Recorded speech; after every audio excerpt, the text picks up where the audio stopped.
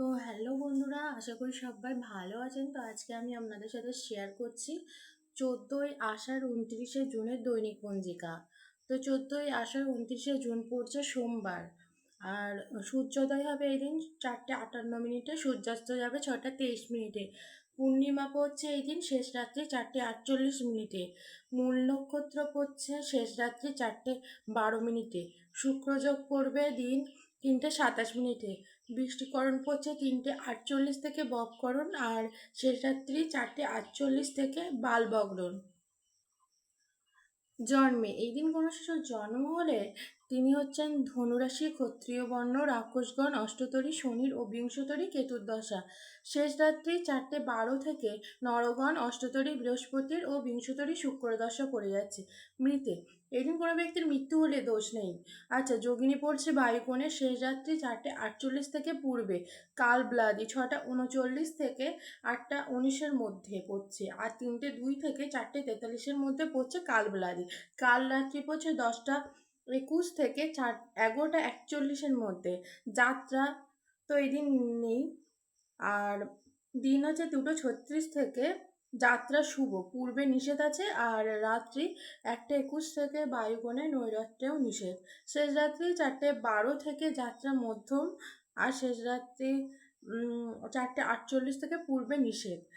আর শুভকর্ম এই দিন শুভকর্ম পড়ছে দীক্ষা আছে। শুভকর্ম দিন 2:36 থেকে বৃক্ষাদি রোপণ আছে। আর আছে ধান্য রোপণ, ধানোচ্ছেদন, ধান্য স্থাপন, বাহন ক্রয় আছে, বিক্রয় আছে, কম্পিউটার নির্মাণ চালন আছে। বিবিধ পূর্ণিমার একদিষ্ট ও সপিণ্ডন। আচ্ছা, পূর্ণিমার ব্রত উপবাস আছে এদিন। নিশি পালন আছে, সায়ং সন্ধ্যা নিষেধ আছে। আর প্রদোষে সন্ধ্যা 6:23 থেকে রাত্রি 7:59 মধ্যে শ্রী শ্রী সত্যনারায়ণ ব্রত আছে। এই দিন শ্রী শ্রী দেবীর মহাস্নান যাত্রা আছে। আর জৈন ধর্ম অবলম্বীদের বট সাবিত্রী ব্রত পূর্ণিমা পক্ষে আছে। এছাড়া এই দিন শেষ রাত্রি 4:48 মধ্যে জ্যৈষ্ঠী পূর্ণিমা আর মনান্তরা স্নান দানাদি ও অনধ্যয় আছে। আচ্ছা, এই দিন হচ্ছে শ্রী শ্রী জগন্নাথ দেবেরও স্নান যাত্রা আছে। পুরীতে শ্রী শ্রী জগন্নাথ দেবের মন্দিরে প্রভু শ্রী জগন্নাথ দেবের বিশেষ আড়ম্বরের সহিত পূজা ও উৎসব জনসমাগম হয়। আচ্ছা, বিশেষ আড়ম্বরের সহিত পুজো উৎসব জনসমাগম হবে এই দিন পুরীর জগন্নাথ মন্দিরে। আর নবদ্বীপে শ্রী পোড়ামাতার মহাপীঠের আবির্ভাব তিথি উপলক্ষে মহাপূজা ও প্রত্যহ দেবীর দণ্ডকাল স্থিতি। আচ্ছা, এই দিন আবার বঙ্গের উৎসব মেলাও আছে। নদিয়া জেলার চাকদহ থানার শ্রীপাঠ যশোর গ্রামে জগন্নাথ দেবের স্নান যাত্রা উৎসব ও মেলা হবে। বুড়ো মাতার পূজা পালনী উৎসব ও জেলার নাকাশিপাড়া থানার গোটপাড়া গ্রামে গোপীনাথ দেবের স্নানযাত্রা উৎসব হবে। 15 দিন ব্যাপী মেলা অনুষ্ঠান হবে।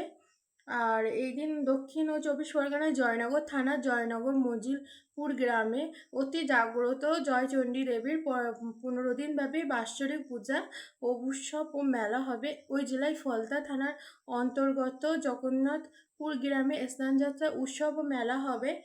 আচ্ছা, পশ্চিম দিনাজপুর জেলার বংশীহারি থানার বাঘদুয়ার গ্রামে বুড়িমাতার পূজা উপলক্ষে গুজিপাড়া পাড়ার জ্যৈষ্ঠ পূর্ণিমা হইতে 7 দিন ব্যাপী একটি প্রাচীন মেলা বসে। আর আছে বর্ধমানের শুশনা গ্রামে তারাখা দেবীর মহাপূজা ও মেলা আছে।